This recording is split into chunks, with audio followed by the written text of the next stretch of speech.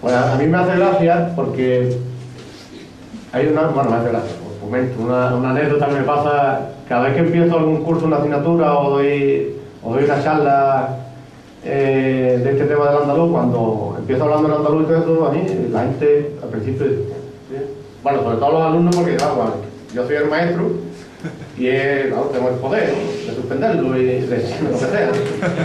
Entonces, respeto al maestro, a la institución, ¿no? Pues, sí, el bicho más raro. Este es el maestro.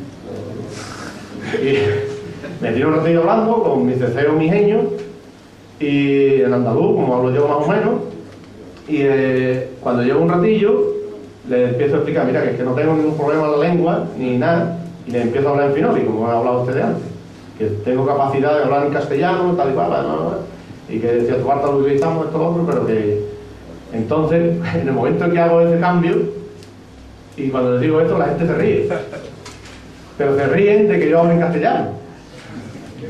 Entonces es curioso, ¿no? A mí me llama mucho la atención. Hasta ahora, no sé, normalmente uno asocia el chiste a cuando se habla en andaluz, porque parte de un marco distinto, pero en este caso el prestigio era, fijaros que no es una cosa muy sencilla.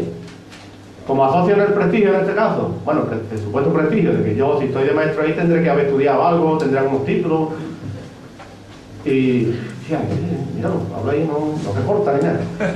Y ahora me está hablando el finoli y los demás compañeros míos, bueno, y a mí me hace gracia también porque estoy riendo. Es curioso, es como invertir, si os dais cuenta, pero a mí me llama la atención. No sé si lo ha pasado alguna vez esto. Bueno, el Manu este de la tele hace un poquito también este juego, alguna vez. Sí, hablando del CCEO, porque yo sé cosas que CCEO, ¿no? Hace algunos años yo leía un artículo en la edición del País, la edición andaluza, hablando precisamente del CCEO y del SESEO. Esto me lo afirmaba, no recuerdo quién era, que el CCEO era andaluz inculto y el SESEO era andaluz culto. ¿Tú qué opinas al respecto? ¿Cuál de los dos es culto? El SESEO, por supuesto. Ah, el SESEO. Afirmaba este hombre, no recuerdo quién era, que el CCEO era andaluz inculto, que él era vulgar. No, la verdad que, bueno, y ustedes mismos lo sabréis, ¿no? Que está un poquito más prestigiado, menos desprestigiado el SESEO que el CCEO.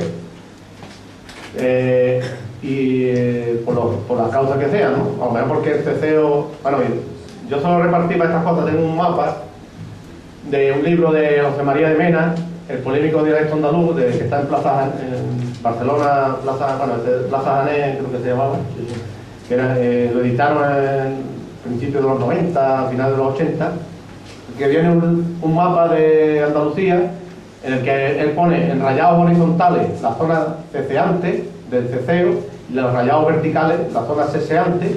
Él incluso después pone zonas de distinción, pero bueno, eso es otro tema que es más complicado, no lo podemos contar aquí, pero y se ve que en el mapa de Andalucía no existen grandes áreas ceceantes que a lo mejor rodea una pequeña isla seseante, y hay áreas grandes seseantes donde hay islas o pequeñas comarcas donde se cecea, y esa distribución no responde ni a unas lindes provinciales ni a unas lindes de municipio, incluso en todo caso a lo mejor algunas comarcas, pero que está como, es una cosa, el ceceo y el seseo forman parte del mismo sistema lingüístico del andaluz, es una polaridad de no sé si lo sabéis, bueno, yo lo cuento ahora.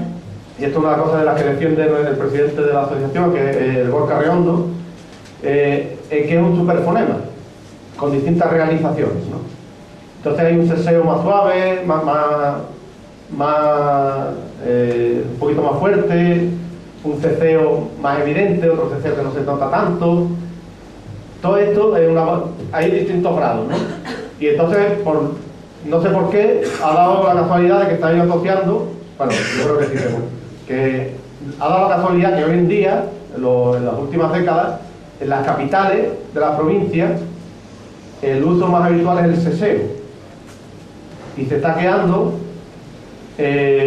las zonas ceceantes, hay muy pocas capitales que ceceen. Y la gente que cecea en las capitales de las provincias andaluzas, o en las ciudades grandes, no sé si es el caso de Jerez, tiende al seseo. Porque al estar en una ciudad, pues, para intentar a lo mejor disimular el origen que hubo del pueblo. Aunque lo que estoy diciendo, hay pueblos seseantes también, ¿no? Pero Y hay una de las cosas que yo defiendo personalmente, pero que en la CEA también parece que tuve un pequeño acuerdo, y por eso fue lo de ponerle la Z en vez de una S, era porque, por dos motivos. Primero, porque el que está más estigmatizado, es la palabra, que está más desprestigiado, es el uso, el polo ceceante de este superfonema. El ceceo es el que está más desprestigiado, pero precisamente es el que más característico es del andaluz, que el ceceo también lo es, pero hay una cosa que parece, yo estoy sospechando, pero no lo sé muy cierto, lo he leído en algún lado, creo que no sé si era del estudio de San Salvador o algo del tema del ceceo, de que parece que no hay muchas sociedades en el mundo, muchos sistemas lingüísticos que sean ceceantes. Es más normal el ceseo, a un punto que podemos hablar del 90-95%, que el ceceo, con lo que el ceceo sería una singularidad muy importante que es identitaria del andaluz, de la cultura andaluza.